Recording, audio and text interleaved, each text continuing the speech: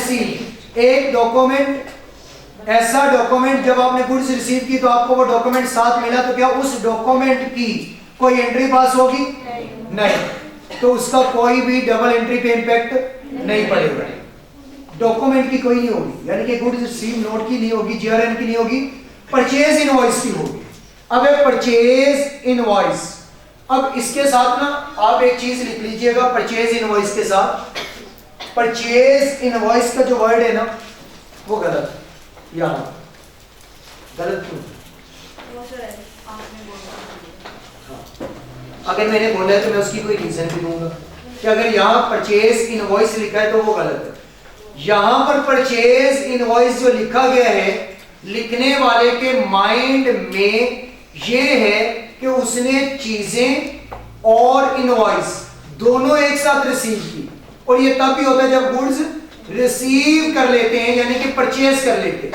जब गुड्स क्या कर लेते हैं? परचेज कर लेते हैं, और गुड्स हम तक पहुंच जाती हैं, और जब पहुंचती है तो उसके साथ गुड्स भी आ गई और साथ में इनवॉइस भी आ गई। लेकिन रियलिटी में ऐसा नहीं होता। अक्सर आप ऑनलाइन चीजें खरीदें तो आपको चीजें बाद में मिलती है, इनवॉइस आपकी पहले जनरेट हुई पड़ी होती है, वो आपको जीमेल पे अलग से इनवॉइस पहले से आई होती है, चीजें आपके अभी तक नहीं पहुंची होती।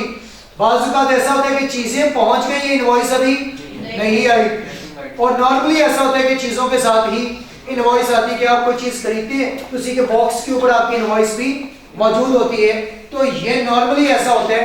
तो इसलिए कह रहे हैं कि इसकी जगह पे आपने परचेज इनवॉइस की जगह पे माइंड में क्या रखना है? Goods received, goods received. जब गुड्स रिसीव कर ली तो मींस की परचेसेस हो गई।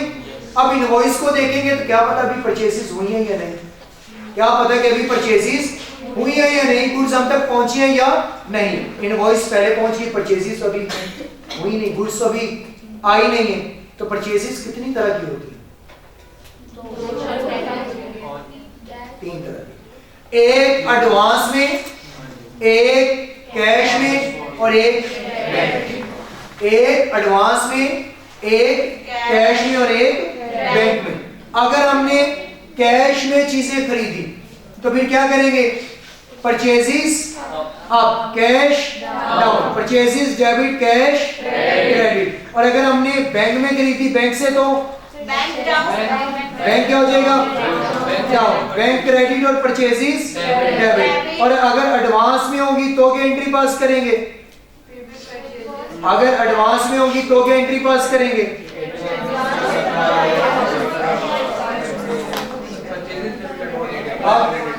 अब देखें, मैंने परचेजेस कितनी बोली? तीन। कौन कौन सी? ध्यान से बोलना, ध्यान से, ध्यान से सोच के, मैंने ध्यान से सोच के बोलना। परचेजेस कितनी होती है? तीन। तीन ही होती है, क्या हो गया? तीन। अब इनमें से एक कौन सी? एडवांस पे। एक कौन सी? एक कौन सी? क्रेडिट। मासूमियत के साथ खेला था या नहीं पिछली एंट्री में? बैंक बोला, बस यही देख रहा था कि आप भूलते तो नहीं कि कहीं क्रेडिट वाली भी एक परचेज होती थी। तो टोटल कितनी परचेजेस हो सकती है? तीन तरह की। एक परचेज होगी एडवांस में, एक परचेज होगी कैश से, कैश और बैंक को बात एक ही है, और एक परचेज होगी क्रेडिट में। अगर क्रेडिट परचेज है तो क्या एंट्री पास करेंगे? परचेजेस डेबिट और क्रेडिटर, परचेजेस डेबिट और क्रेडिटर क्रेडिट। अगर कैश पे कर रहे हैं परचेज तो परचेजेस डेबिट और कैश क्रेडिट। और अगर बैंक से पे कर रहे हैं तो परचेजेस डेबिट बैंक क्रेडिट। और अगर एडवांस पे है तो क्या एंट्री पास करेंगे? एडवांस पहले दे दिया, चीज को परचेज करने के लिए एडवांस पहले दे दिया, तो क्या एंट्री पास करेंगे? Advance to supplier debit. याद है मैंने पहले पढ़ा दिया था, advance to supplier debit, cash cash दे दिया। और एडवांस टू सप्लायर, एक क्या है? हमारा डेब्टर है, एक हमारा एसिड है, एक हमारा एसिड है। एडवांस टू सप्लायर, जैसे शयान क्या है जी? सप्लायर। शयान सप्लायर, मैंने इसे चीजें परचेज करनी है। अब मैंने एडवांस आपको पहले दे दिया, अब अभी आपने चीजें मुझे नहीं दी। नहीं जी जी करें, अच्छा लग रहा है। अब एडवांस में चीजें मैंने खरीदी, मतलब पैसे दे दिए, पैसे दे दिए आपसे। मैंने चीजें किसमें खरीदनी है? उधार में। क्या मैंने सही बोला? उधार मैंने चीजें आपसे खरीदनी है एडवांस में, मैंने उसके लिए आपको पैसे दे दिए। माफ क्यों आएगा? मैंने उसके लिए पैसे आपको एडवांस में दे दिए, पैसे एडवांस में दिए। अब पैसे एडवांस में दिए तो मैं क्या रिकॉर्ड करूंगा? Advance to Shayan debit, advance to Shayan debit. क्योंकि जब भी मुझे दिखेंगे मुझे खुशी होगी या नहीं होगी? जब भी दिखेंगे खुशी होगी या नहीं होगी? अब advance to Shayan debit, cash credit. क्या चीजें आई? नहीं, चीजें नहीं आई। परचेजेस अभी हकीकत में नहीं हुई। अब चीजें मेरे पास आ गई तो मैं क्या कहूंगा? Purchases up debit, purchases debit. और advance to Shayan credit, advance to Shayan credit. एक एडवांस था, अब वो क्या हो गया? खत्म हो गया, कम हो गया। यानी कि एक डेटर था, वो क्या हो गया? कम हो गया। एक एसिड था, वो क्या हो गया? कम हो गया। और परचेजेस अप हो गया। अगर ये मुकर जाए या ये चीजें भेजे ही ना तो फिर मैं क्या करूंगा? फिर मैं करूंगा कैश डेबिट और एडवांस। पैसे वापस आ जाएंगे ना, पैसे वापस आ गए। आपने कहा सर चीजें मैं नहीं बेच रहा, अपने पैसे पकड़े।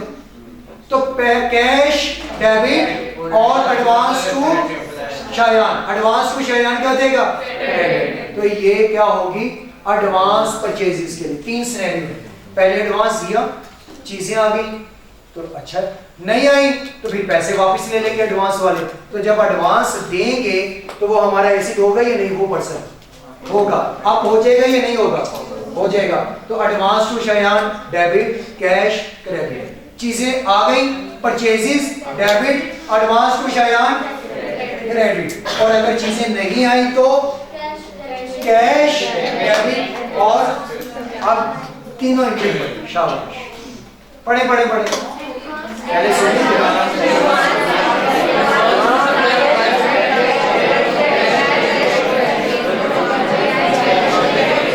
ऑफिस में नहीं पढ़े, एक दूसरे को बता इधर ही।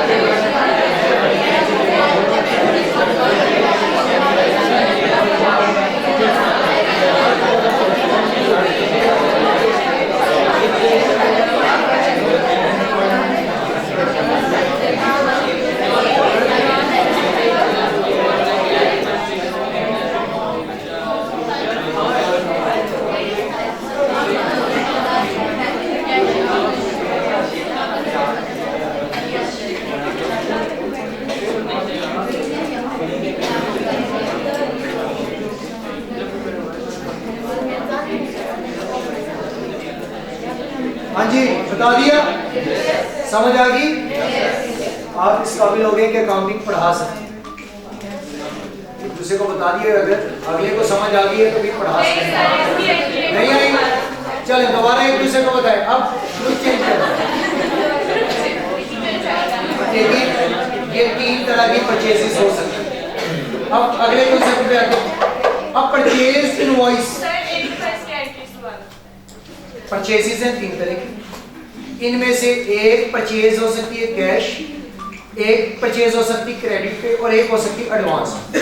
जब एडवांस में परचेज होगी तो अब मैंने पैसे आपको एडवांस में पे कर दिए। आप हैं सेलर और मैं हूं बायर। मैंने चीज परचेज करनी और आपने चीज सेल करनी। अब मैंने आपको एडवांस में पैसे दिए तो मेरे अकाउंट में क्या लिखा जाएगा, कैश कम हो जाएगा। और मैंने पैसे आपको दिए तो डेबिट क्या हो जाएगा, एडवांस टू एम्प्लॉय। एक आपके पास क्या होता है, करंट एसेट, और एडवांस फ्रॉम सप्लायर वो कस्टमर। एडवांस फ्रॉम कस्टमर क्या होता है, करंट लायबिलिटी। कस्टमर से पैसे का आना हमारी तरफ, ये एक लायबिलिटी है। हमारा पैसा सप्लायर की तरफ जाना, ये एक एसेट है।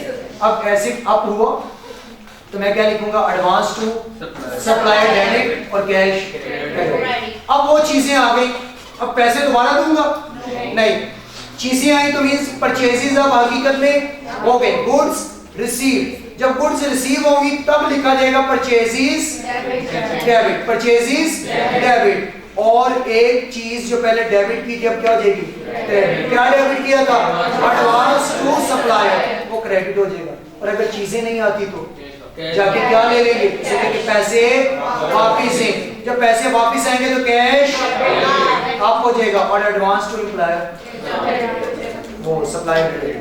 क्लियर है। अब जब परचेज या गुड्स रिसीव है, परचेज इनवॉइस से बात चली थी कि जब गुड्स रिसीव हो जाएंगी तो मींस परचेजेस हो गई। जब परचेजेस होंगी तो इसकी एंट्री भी पास होगी तो इसका डबल एंट्री पे इम्पैक्ट भी पड़ेगा।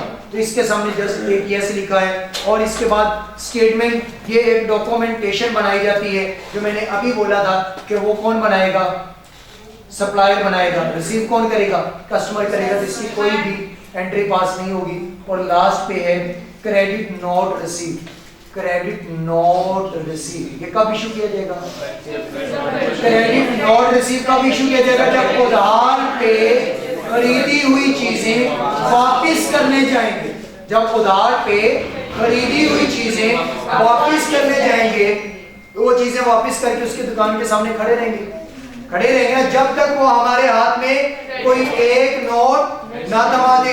तो वो जो नोट हमें मिलेगा वो क्रेडिट नोट होगा और हम रिसीव करेंगे। तो क्रेडिट नोट कब रिसीव किया जाता है, क्रेडिट नोट कब रिसीव किया जाता है, परचेज रिटर्न हो जाए क्रेडिट वाले। तो क्रेडिट परचेज रिटर्न पे हमें क्या रिसीव होगा, क्रेडिट नोट। तो उसकी एंट्री पास होगी या नहीं होगी, क्योंकि हमने वो किस में बनाया था, बुक्स ऑफ प्राइम एंट्री में। तो डबल एंट्री पे उसका इंपैक्ट था या नहीं था। एट द एंड किस पे जा रहा था, मेन लेजर में। एट द एंड टोटल उसका मेन लेजर पे जा रहा था। तो डबल एंट्री पे इंपैक्ट पड़ता है। सिर्फ दो चीजें हैं जिनका इंपैक्ट पड़ता है, एक परचेज इनवॉइस और एक क्रेडिट नोट रिसीव। यहां तक ओके। अच्छा, अब परचेज रिक्विजिट फॉर्म कौन बनाएगा, कौन बनाएगा, स्टोर डिपार्टमेंट वाले। रिसीव कौन करेगा, परचेज डिपार्टमेंट वाले। उसके बाद कोटेशन एंड अप्रूवल के अंदर कुछ क्वालिटी, कुछ प्राइस, ऐसी चीजें मेंशन होंगी, उसे अप्रूव कर दिया जाएगा। और ये रिसीव कौन करेगा, परचेज ऑर्डर वाला। ये रिसीव कौन करेगा, परचेज ऑर्डर वाला। क्योंकि ये देखेगा ना कि भाई कौन कौन सी चीजें कैसी हैं, उसके बाद ही वो इसके अकॉर्डिंग ऑर्डर पूरा करेगा। इसके बाद गुड रिसीव नोट्स बनाएगा कौन, सप्लायर। रिसीव कौन करेगा, बायर, क्योंकि उसने चीजें बना के वो उसे एक रिसीव दे दी कि ये चीजें खरीदी हैं। बनाई किसने, सप्लायर ने। रिसीव किसने की, बायर। तो बस ये थोड़ी थोड़ी बातें इसके लिए आपने अपने माइंड में रखनी। अब आते हैं दूसरी साइड। ये एक साइड थी ना, सेल्स भी तो आनी है ना। अभी तो परचेज करके लाए हैं तो सेल्स वाले को भी तो देखेंगे। तो डॉक्यूमेंटेशन में अब आते हैं हम सेल्स की तरफ।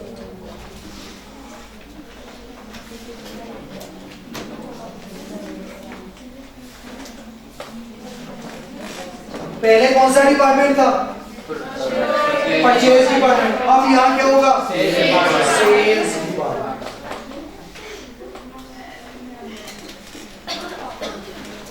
अब है यहाँ पर सेल्स डिपार्टमेंट।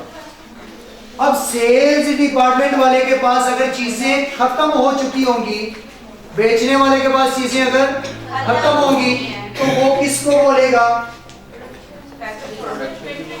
स्टोर। एक शॉप है, बेचने वाला चीजें बेच रहा है, सेल्स डिपार्टमेंट वाला।